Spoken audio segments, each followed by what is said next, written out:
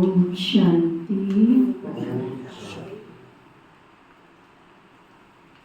हम सब ने अपनी दिव्यता को बढ़ाने के लिए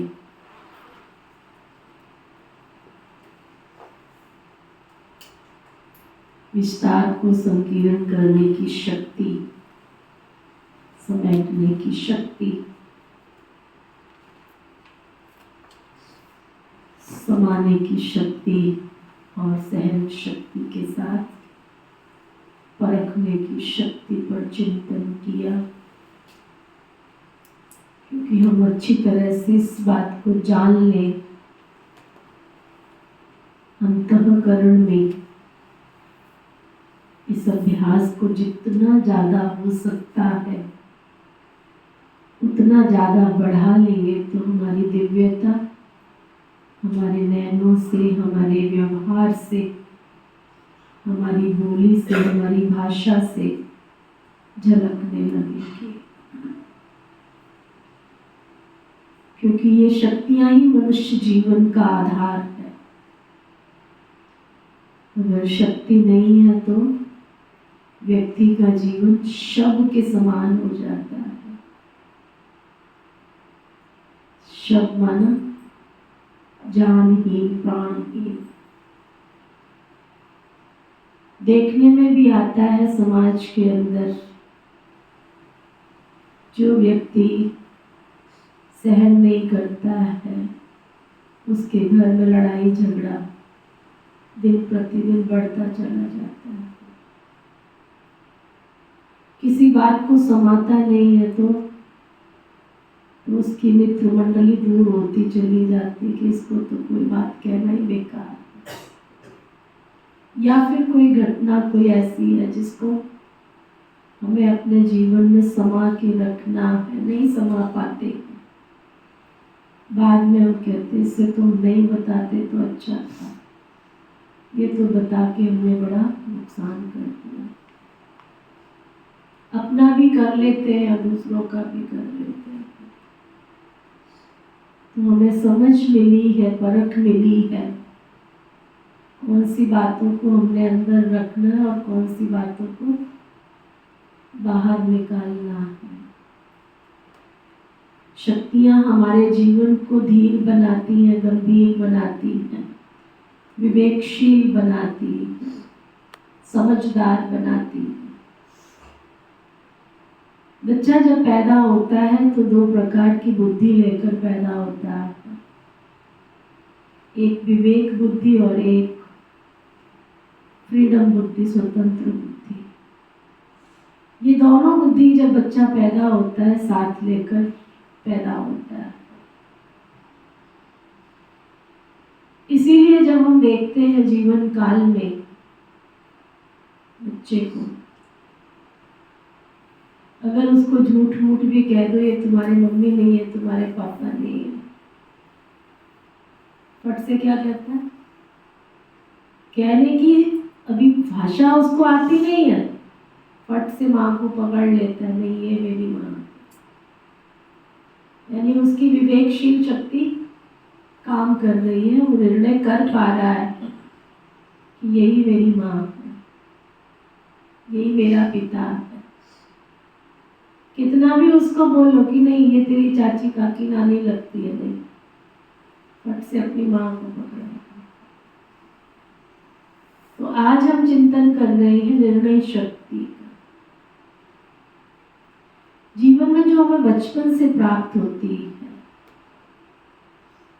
और ऐसी निर्णय शक्ति कई बार देखने में आता है जब बच्चा बड़ा होता जाता है। कई बार हम रॉन्ग काम कर रहे होते हैं तो आकर कहता मम्मी ये तो ठीक नहीं है, आप फलानी आंटी को ऐसे बोल रहे थे, ये तो आपने झूठ बोला। अपने पिता को आके कहता आप तो फलाने अंकल को झूठ बोला। तो हम उस बच्चे को बोल देते हैं तू चुप रहा कर, तेरे को अभी समझ नहीं है। उसको दबा देते हैं, लेकिन उसकी बुद्धि तो, उसका विवेक तो काम कर रहा है कि ये झूठ है और ये सच है।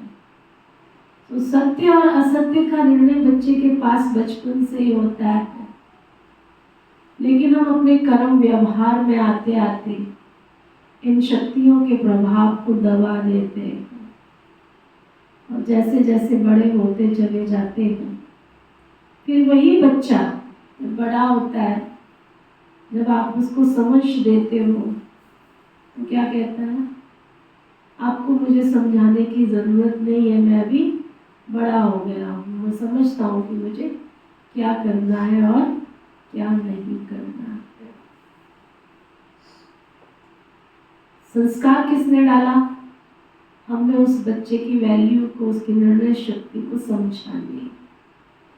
तो आज पोजीशन ये हुई कि अब बच्चा आपके बस से बाहर है। फिर हम क्या कहते हैं, मेरा बच्चा तो मेरे से बाहर हो गया है, मेरी सुनता ही नहीं है ना। जब वो सुना रहा था तब तुमने सुना था क्या? हम साधारण रीति से भी बच्चे को बोल देते हैं, कॉल आता है बोल देते क्या, तो पापा घर में नहीं है, और बच्चा फोन उठा के कहता पापा बोल रहे हैं, पापा घर में नहीं है। तो किसने झूठ बोलना सिखाया उसको? हमने सिखाया। बच्चे को निर्णय करना आता है, फिर वो बाद में बोलता है पापा आपने ऐसे क्यों बोला, मम्मी आपने ऐसे क्यों किया। तुम कहते तेरे को समझ नहीं है, चुप कर। हम चुप कर देते हैं। कई बार बच्चा घर में आता है, स्कूल में जाता है, अपनी मैडम की कई बातें सुनाता है,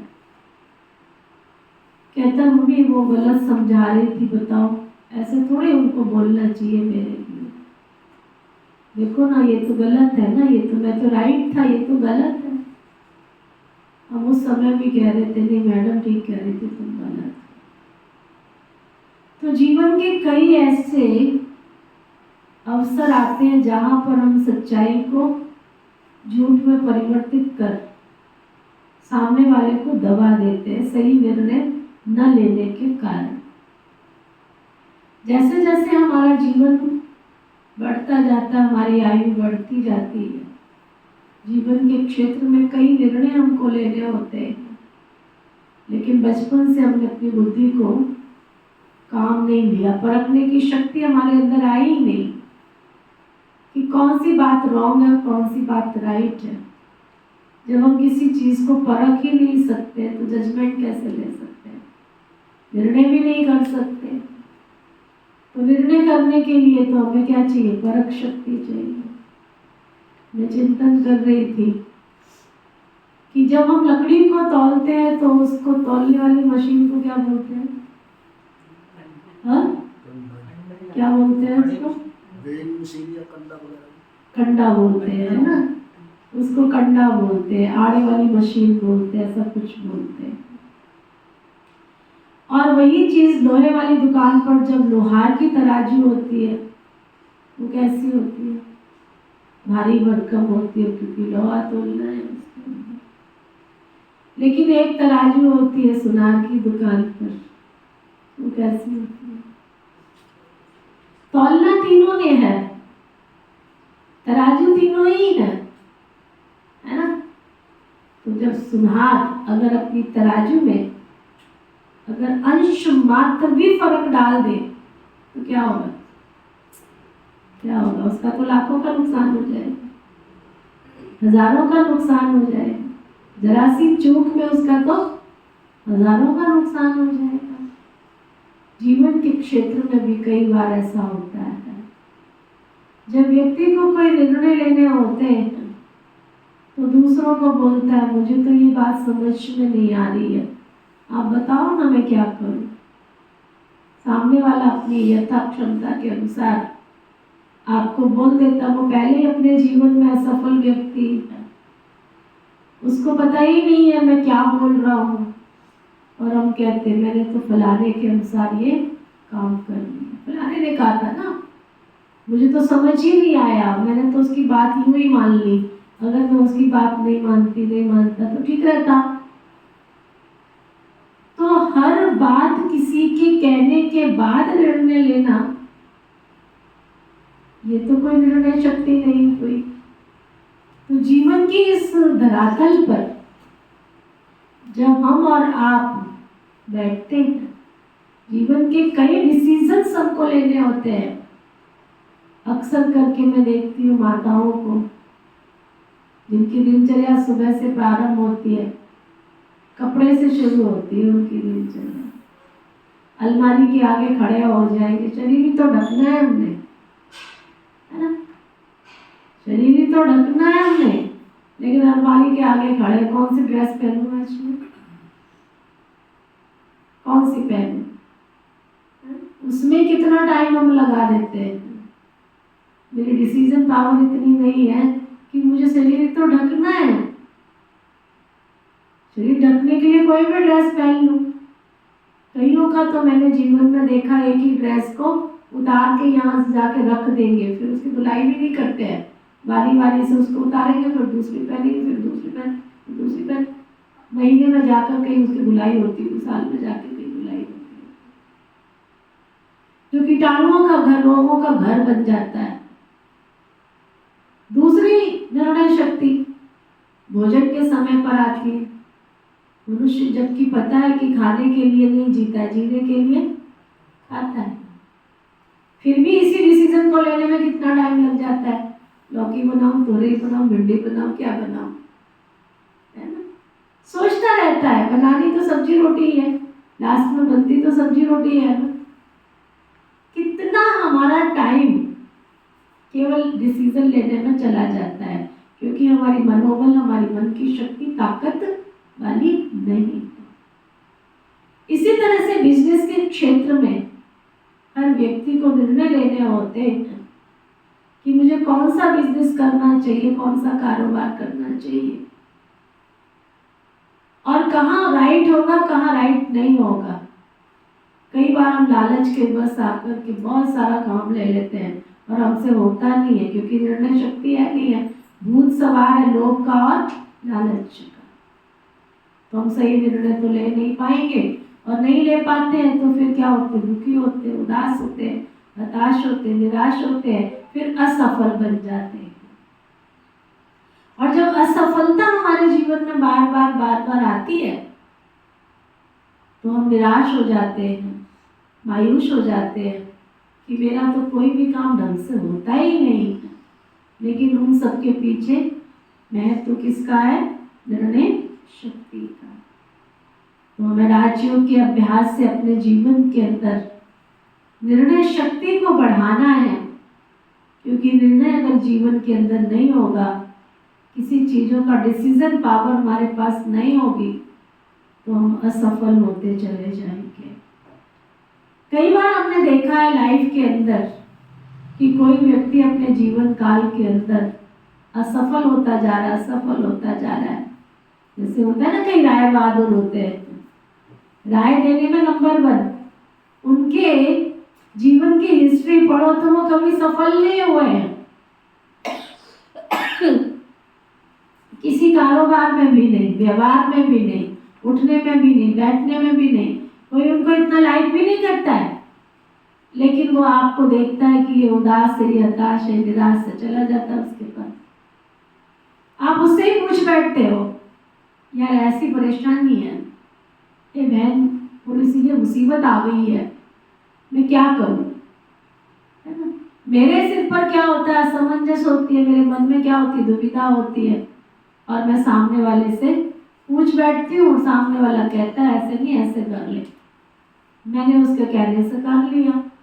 करने के बाद जब असफल होते हैं फिर क्या कहते हैं बैठ के, मैंने तो यूं ही उसकी बात मान ली, नहीं मानती तो अच्छा रहता, नहीं मानता तो अच्छा रहता। तो हमें ये देखना है कि मेरी परख शक्ति ठीक है, परख शक्ति ठीक होगी तो निर्णय शक्ति भी ठीक होगी, और निर्णय ठीक होगा तो जीवन में दुविधा नहीं आएगी, जीवन में कभी कमजोरी नहीं आएगी, जीवन में कभी हताश नहीं होंगे, निराश नहीं होंगे। तो राजयोग के अभ्यास से हमें अपने जीवन के अंदर निर्णय शक्ति को बढ़ाना है, जजमेंट पावर को बढ़ाना है।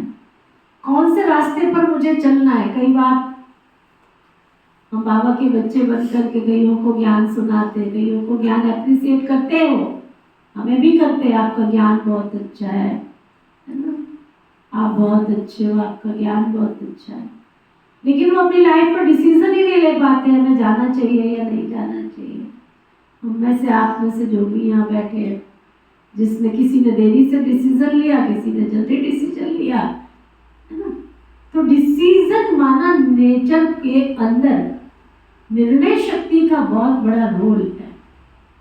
अगर मैं सही जजमेंट ले लेती हूँ, सही निर्णय ले लेती हूँ, तो मेरी लाइफ का जो ग्रोथ है वो सक्सेस की तरफ, सफलता की तरफ, उन्नति की तरफ जाता है।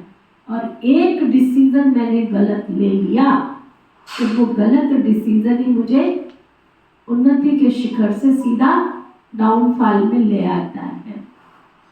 तो इसलिए हम सबको मिलकर के अपने जीवन के अंदर, ये नहीं मैंने फलाने पर विश्वास कर लिया था फिर बाद में पछताते, मैंने तो यूं ही फलाने पे विश्वास कर लिया। इसलिए आप देखो, सरस्वती को दिखाते हैं, माँ सरस्वती मैया को दिखाते हैं, उनके हाथ में वीणा। कभी भी कोई रिदम, कोई भी अगर इंस्ट्रूमेंट म्यूजिक का अगर चलाया जाता है तो किसी के कहने से नहीं चलता है कि तू ऐसे तार छेड़ ले, ऐसे छेड़ ले। उसकी विधि होती है, उसका नियम होता है, उसका संयम होता है। इसलिए सरस्वती माँ के हाथ में सितार दिखाते हैं कि हमने अपने जीवन में चलना है तो एक दिशा की तरफ, संयमित जीवन को जीना है। दूसरा, निर्णय शक्ति एक बहुत बड़ी शक्ति के रूप में उभर के आती है एकता के सूत्र में। इसलिए हम देखते हैं सरस्वती माँ के हाथ में माला है ना। सरस्वती माँ के हाथ में कभी फूल नहीं दिखाते, सिंगल फूल नहीं दिखाते हैं, क्या दिखाते हैं? माला। माला प्रतीक है संगठन का। एक एक लाइफ में जब हम डिसीजन सही लेते चले जाते हैं, मोतियों की तरह अपने जीवन को पिरोते जाते, तो हमारा जीवन क्या कहते हैं, ये व्यक्ति तो फूक फूक के कदम रखता है, ये जल्दी से किसी के कहने में नहीं आता है, ये बड़ा समझदार है बहन जी, आप जितना मर्जी उसको कह लो, लेकिन हमने कभी नहीं देखा ये भरतपुरी लोटे की तरह इधर उधर लुढ़कता रहता है। एक कहावत है ना दुनिया में, ये भरतपुरी लोटा है, जिधर देखो उधर लुढ़क पड़ता है, क्योंकि उसके डिसीजन पावर उसके पास नहीं। तो राज्यों के अभ्यास से हमें अपने जीवन को माला के समान बनाना है ना। एक एक मोती के समान हमारा पग होना चाहिए।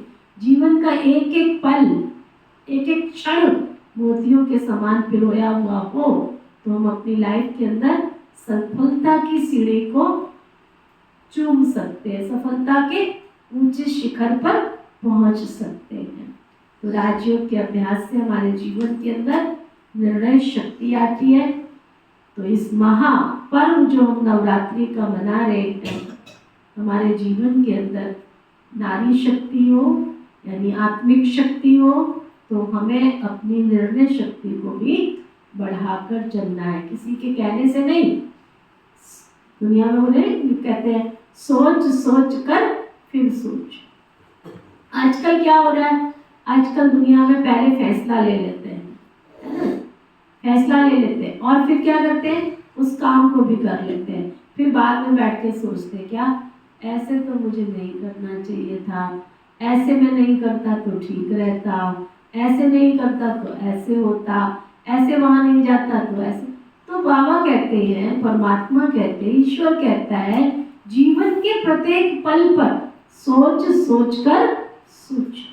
अगर आपकी सोच ठीक होगी, आपकी दृष्टि ठीक होगी, आपकी वृत्ति ठीक होगी, तो आपके जीवन की तराजू भी कैसी होगी, लोहार की तरह नहीं, लकड़ी के कांटे की तरह नहीं, कैसी होगी, सुनार की तरह होगी। तो अपने जीवन को अपॉर्चुनिटी की तरफ लेके जाओ, उन्नति की तरफ लेके जाओ, ऊंचाई पर लेके जाओ। ओम शांति।